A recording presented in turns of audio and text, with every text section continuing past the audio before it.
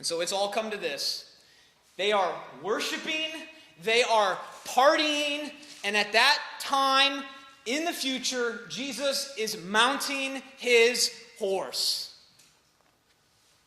All the trial, all the tribulation, the 7 churches received the letters, they were brought up, the 7 seals, the 7 trumpets, the 7 bowls of wrath.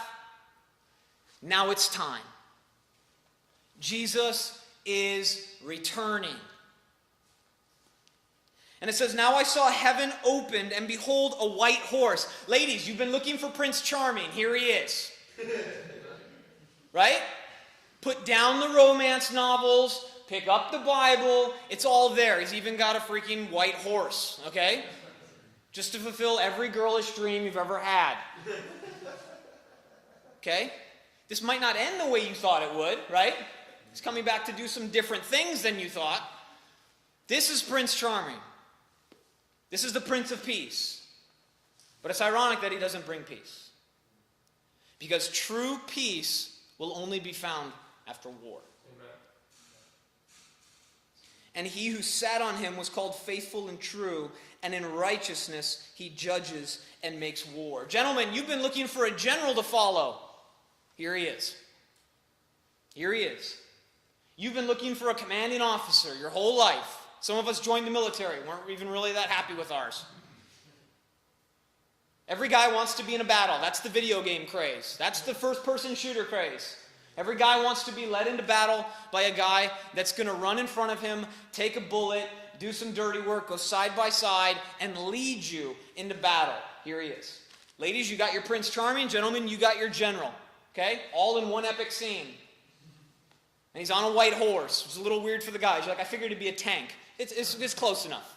Okay? Tanks aren't as agile as you'd think anyways. Okay?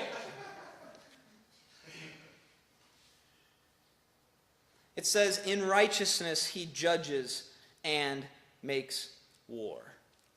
Jesus judges. John 5:22 says, the Father judges no one. The Father judges no one, but has committed all judgment to the Son.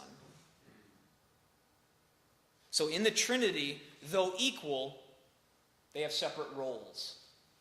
It's an epic picture of marriage, by the way. Equal in marriage with separate roles. This isn't chauvinism or feminism or anything like that. This is understanding that in the Trinity, they are functionally submissive, co-heirs and equal with different roles. And so the Father judges no one, but has committed all judgment to Jesus. Why? Because Jesus was judged.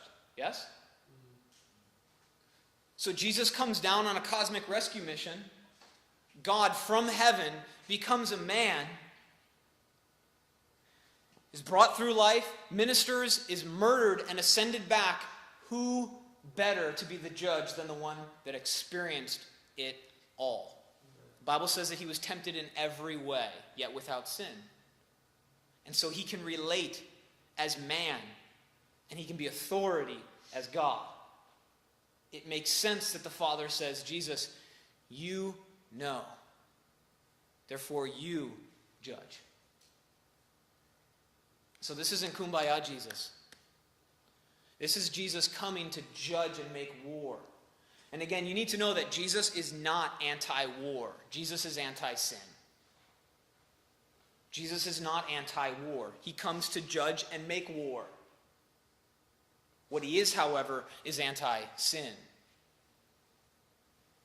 And so there's a whole pacifism running rampant through college campuses, young adults, hippie generation, Vietnam, anti-Iraq, whatever you want to label it. It's the same old story time and time again. I'm not preaching a militant church. I'm just preaching the Jesus that's in the Bible that comes to judge and make war.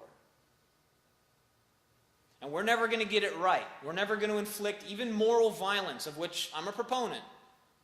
I'm a proponent of moral violence.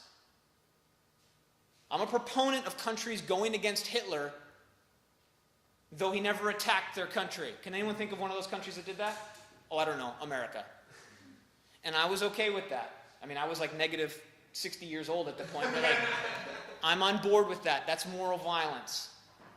moral violence. But Jesus himself, when he comes, he judges righteously, perfectly, holy, and he makes war. Because true peace will only come after Jesus makes war. And the enemies of God are slaughtered because sin has been defeated. And when we're glorified with Jesus, that is the only time that we will ever experience true peace. So long as there is sin in the world, there will never be true peace. And so in order to get to peace, Jesus must judge and make war.